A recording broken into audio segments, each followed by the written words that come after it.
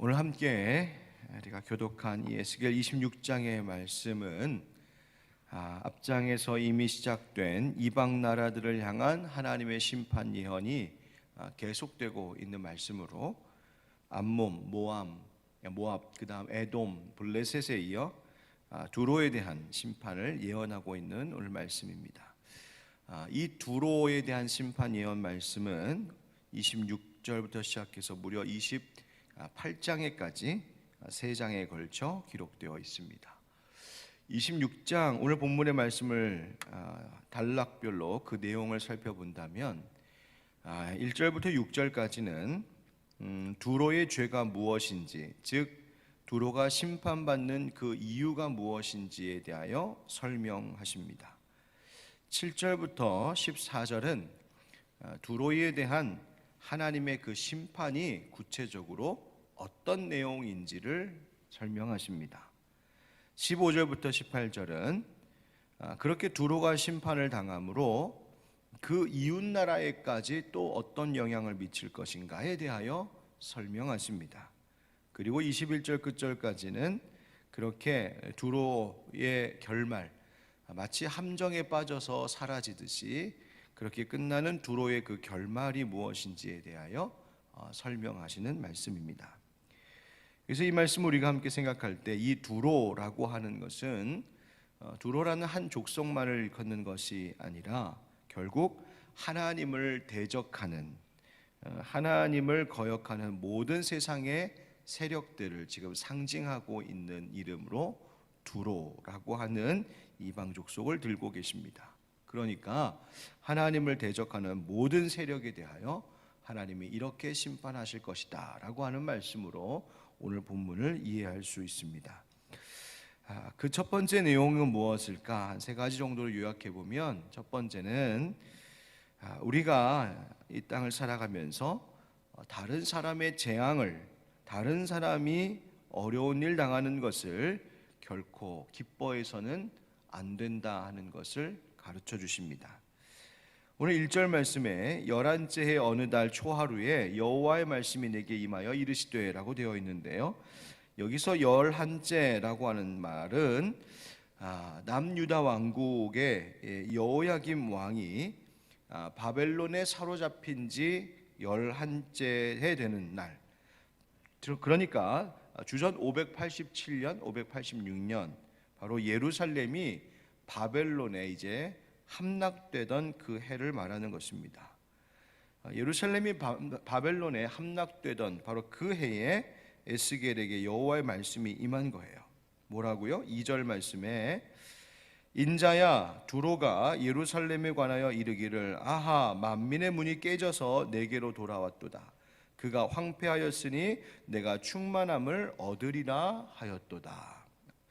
여러분, 이 말씀에서 보면 만민의 문이 깨졌다 이런 표현이 나오죠. 여러분, 두로는 어디에 있냐면 바다 해안가에 있는 도시입니다. 그래서 이 두로는 해상무역의 중심이었다고 한다면 예루살렘은 내륙에 있지 않습니까? 그래서 예루살렘은 당시 육상무역의 중심이라고 말할 수 있었어요. 그런데 만민의 문, 그러니까 이 예루살렘, 육상무역의 중심이 되었던 예루살렘, 이 만민의 문이 깨지니 이 부와 권세가 중심이 되었던 이 예루살렘이 멸망하게 되므로 이제 모든 무역의 이익이 다 두로 자신에게로 들어올 것이다 라고 하는 생각에 아하, 만민의 문이 깨져서 내게로 돌아왔도다 하며 즐거워하고 기뻐했다는 거예요. 그러니까 예루살렘이 멸망하니 우리가 잘 되겠네, 이 생각 때문에 기뻐했고, 그것으로 인하여 하나님이 두로에 대하여 노하시고 두로를 또한 심판하신다 하시는 거예요. 여러분, 이 두로의 이 반응처럼 다른 이들이 잘 안 되는 것, 다른 이들에게 닥친 어려움, 이것을 나의 잘 되는 기회로 삼으려고 할 때 하나님 앞에 심판의 이유가 된다는 사실을 우리가 기억해야 됩니다. 세상의 사회가 물질로 돈을 벌기 위하여 여러 가지 온갖 방법들을 다 사용하는데 남이 안 되고 어려워하는 그 틈을 이용하여 나의 유익으로 삼으려고 하고 그걸 기뻐할 때 그것은 하나님이 진노하실 이유가 된다는 겁니다. 인간의 죄성이 그렇습니다. 여러분, 남 잘 되고 내가 안 되면 배 아파합니다. 그런데 또 반대로 남이 못 되고 내가 잘 되면 그것으로 쾌재를 부르는 인간의 악한 죄성이 있어요. 하다못해 여러분, 차를 운전하고 가다가 반대편은 꽉꽉 막혀 있는데 내가 가는 쪽은 뻥 뚫려서 샥 달리면 속에 무슨 생각이 들어요? 이야, 신난다. 그게 우리의 못된 악한 마음이에요. 남들은 어려워서 힘겨워하는데 나는 잘 된다. 남들은 이 코로나 시대에 손해보고 큰 어려움 겪고 있는데 나는 잘 돼서 야, 신난다. 여러분, 그런 일들이 있을 수는 있지만 그것을 나의 호기로 삼고 그래서 그것으로 쾌재를 부르며 즐거워하는 것, 하나님께서 진노하신다. 여러분, 그것이 하나님의 심판의 대상이 된다는 것을 우리는 알아야 됩니다.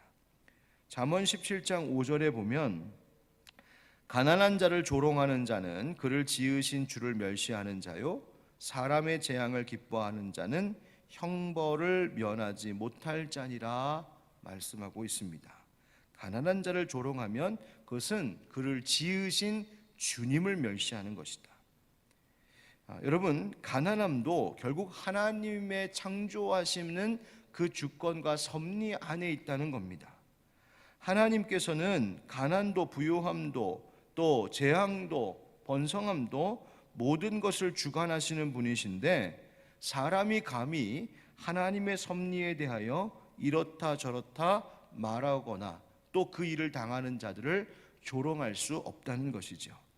사람이 받는 재앙도 하나님 주관하시는 일이요, 그것을 통하여 우리가 다 알 수 없는 하나님의 섭리를 이루고 계신 것인데 우리가 재앙을 당하거나 어려움을 당하고 있는 이웃들에 대하여 긍휼히 여기고 사랑을 베풀기는커녕 아이고 내가 그럴 줄 알았네, 평소에 하던 거 보니 꼴 좋네, 너 그렇게 신앙생활 엉망으로 하더니 결국 그렇게 됐네 하는 식의 악한 마음을 갖는다면 그것은 오히려 하나님의 형벌의 대상이 된다는 것을 경고하고 계신 것입니다.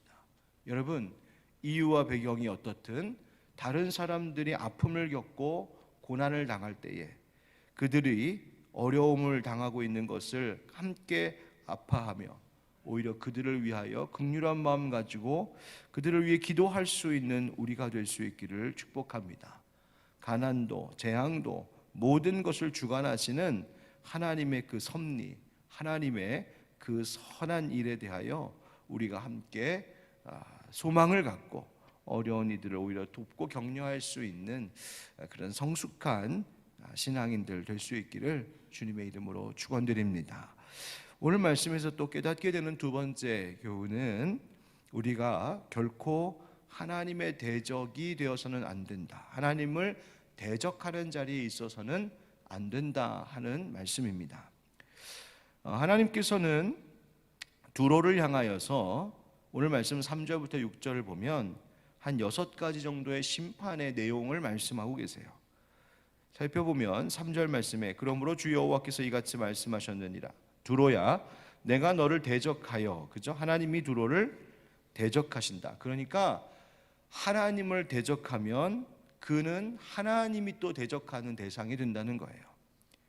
또 바다가 그 파도를 굽이치게 함같이 여러 민족들이 와서 너를 치게 하리니, 이 말은 여러 나라의 군대가 파도처럼 밀려와 너를 공격할 것이다, 그 이야기입니다. 4절 그들이 두로의 성벽을 무너뜨리며, 두로의 성벽이 회파될 것이다. 그 다음 그 망대를 헐 것이요 나도 티끌을 그 위에서 쓸어버려 맨바위가 되게 하겠다. 망대가 무너지고 티끌을 쓸어낸다, 맨바위가 드러나게 될 것이다 라고 하시는데요, 실제로 여러분 두로라고 하는 이름의 뜻은 히브리어로 초르, 그러니까 반석이라는 뜻이에요. 그래서 실제로 해안가의 바위지대 위에 세워진 도시가, 그 큰 도시가 바로 이 두로라고 하는 도시인데, 이 초르를 맨바위, 민둥바위가 되게 하겠다, 이런 말씀이에요. 그러니까 완전 싹 쓸어버리시겠다. 그래서 어떻게 하신다고 하시냐면 5절 말씀에 바다 가운데 그물 치는 곳이 되게 하겠다. 그저 그물 치는 곳, 그 큰 도시가 그물 치는 곳 되게 하겠다 말씀하고 계시죠. 5절 끝에 그가 이방의 노략거리가 될 것이요. 이 두로가 상업과 무역, 정치 모든 것에 힘의 중심이 되었던 큰 도시였는데 오히려 다른 나라들의 노략거리 되게 하겠다.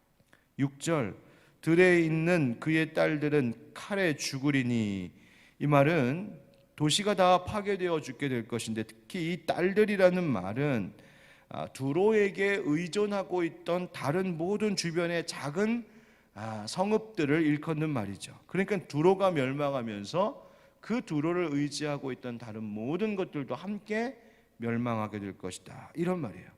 그러니까 이런 3절부터 6절의 이 모든 말씀이 결국 하나님을 대적하는 자의 결말이 얼마나 비참해질 것인가에 대하여 말씀해 주고 계신 것입니다. 하나님 심판하신다는 것이죠. 하나님을 대적하고 하나님의 백성들을 조롱하고 하나님의 뜻을 불순종하며 거역하는 모든 세력이 하나님의 이런 심판을 받게 된다. 그런데 오늘 말씀 읽어보면 3절에 아까 읽었던 대로 두로야 내가 너를 대적하여 이렇게 말씀하시는데, 우리 스스로 우리 안에도 혹시 하나님께서 얘들아 내가 너의 이러이러한 것들을 대적한다 하실 만한, 그렇게 하나님의 마음에 하나님께서 진노를 하실 만한 모습들이 우리 속에는 없는지 오늘 말씀을 통하여 되돌아보게 됩니다.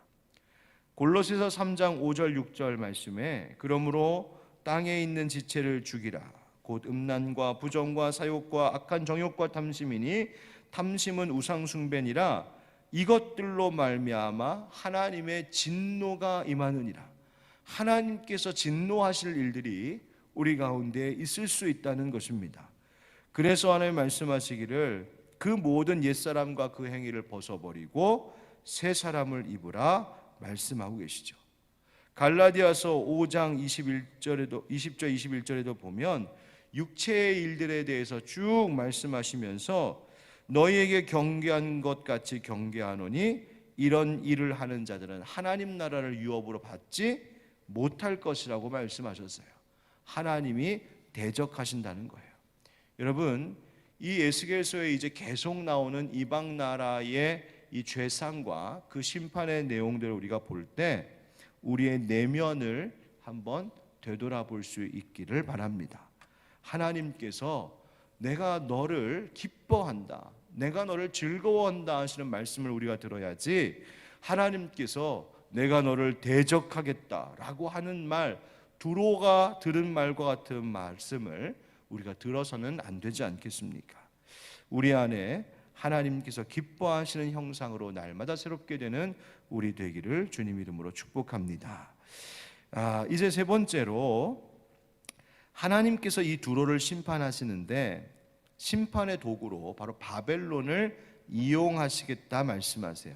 실제로 이 바벨론 느부갓네살 왕이 애굽 무너뜨리고 그다음 그 위에 예루살렘을 침공하여 무너뜨리며 고대 근동의 패권을 완전히 장악하는데 그 여세를 몰아서 이 두로를 정복하죠.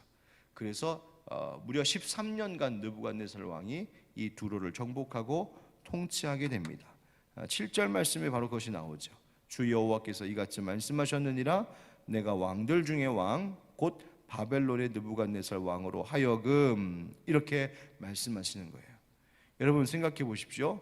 왕들 중에 왕, 가장 강하다고 하는 그 시대의 왕을 하나님께서 자기의 심판 도구로 이용하시겠다, 쓰시겠다는 거예요.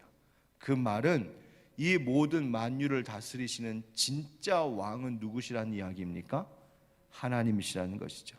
하나님보다 더 강한 것은 없다 말하고 있습니다. 그래서 어느 정도로 이 두로에 대해서 하나님께서 심판하시냐면 다 무너뜨리고 엎드려질 것이고 모든 우상 견고한 석상들도 다 무너질 것이고 13절에 보면 네 수금소리를 다시 들리지 않게 하겠다 모든 기쁨을 다 사라지게 할 것이고 14절 너를 맨바위가 되게 하겠다. 완전히 소멸되게 하시겠다 하시는 말씀이에요. 하나님께서 오늘 이 말씀을 통하여서 당시 두로뿐만 아니라 그 주변의 모든 국가들에 대하여 하나님이 얼마나 엄위하신 분이신지, 하나님의 그 공의와 하나님의 그 권세를 드러내시겠다 하시는 바로 그 이야기입니다. 그래서 15절 16절에 두로의 심판으로 모든 섬들, 즉 다른 모든 나라들까지도 다 놀라게 될 것이다 말씀하셔요. 또 17절 18절에는 17절에 보니까 그들이 너를 위하여 슬픈 노래를 불러 이르기를. 이 슬픈 노래가 뭐냐면 비탄시요 애가인데, 바로 이제 내일 함께 살펴볼 27절에서 두로에 대한 애가의 노래가 쭉 이어지게 되죠. 결국 이 주변에 있는 나라들이 무슨 이야기를 하게 되냐면 17절에 이렇게 말해요. 그들이 너를 위하여 슬픈 노래를 불러 이르기를 항해자가 살았던 유명한 성읍이여, 너와 너의 주민이 바다 가운데에 있어 견고하였도다. 해변의 모든 주민을 두렵게 하였더니 어찌 그리 멸망하였는고. 네가 무너지는 그날에 섬들이 진동할 것이요 바다 가운데의 섬들이 네 결국을 보고 놀라리로다 하리라. 아멘. 여러분, 이 말은 사람들이, 주변 이웃들이 다 이렇게 생각했다는 거예요. 설마 두로가 무너지겠어? 그렇게 유명한 성읍, 가장 견고했던, 모든 나라들이 두려워하던 그 대상인 이 두로가 설마 멸망하겠어? 했는데 하나님께서 그 두로를 이처럼 멸망시키신다. 하나님이 모든 왕 중에 진짜 왕이다, 하나님만이 가장 강하시다 말씀하고 계신 것입니다. 여러분, 하나님 앞에 맞설 수 있는 것이 아무것도 없음을 기억하며 살아야겠습니다. 하나님을 대적하는 그 어떤 것도 그 힘의 세력을 영원히 할 수 없습니다. 그렇다면 우리도 하나님의 그 힘을 의지하는 자로 살아야 될 것이요, 또 혹시 우리가 하나님을 믿는 이 신앙을 지키려고 하다가 겪는 어떤 어려움이 있을 때에 그 하나님을 믿고 하나님을 따르는 것을 반대하고 억누르는 세상의 어려운 일들이 혹시 있을 때에 그것 앞에서 우리가 좌절하지 않아도 될 것은 하나님께서 그 모든 우리를 어렵게 하는 것들을 다 물리치신 하나님, 가장 강하신 하나님이시기 때문입니다. 여러분, 오늘도 하나님 앞에, 그 강하신 하나님 앞에 기도할 때 하나님께서 우리를 건지시고 보호해 주실 줄 믿습니다. 아멘.